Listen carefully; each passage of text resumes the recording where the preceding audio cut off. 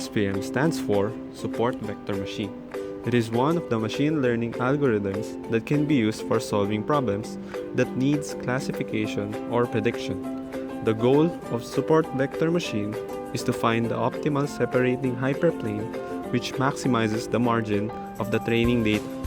Don't worry about these terms for now because we're going to discuss this later. Let's look at our example here.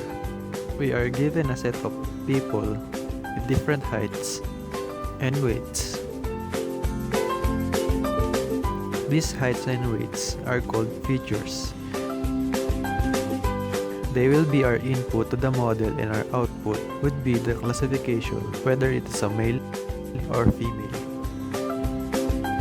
So here is a sample data showing heights and weights in tabular form in data plot form. Let's look at our data plot. What we are going to do is to separate or classify the features of male and female. In this case, our problem is linear, meaning it can be separated by a straight line. Now let's draw lines to separate these features. These lines are all potential hyperplanes, but in SVM, we should always find the line that is optimum. Optimum meaning that the line is in the most middle or has the best distance from the support vectors. Don't worry about what are support vectors. They are just the points that helps determine the best line. After we determine the hyperplane or the best line, we can now focus on the distance that the line made from the support vectors.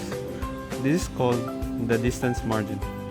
So the greater the distance margin, the more we can correctly classify the training data or these features.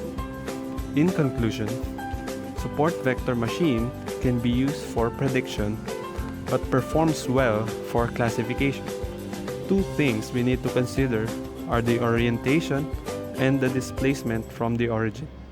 So that's about all the basic concepts behind SVM. Thanks for watching.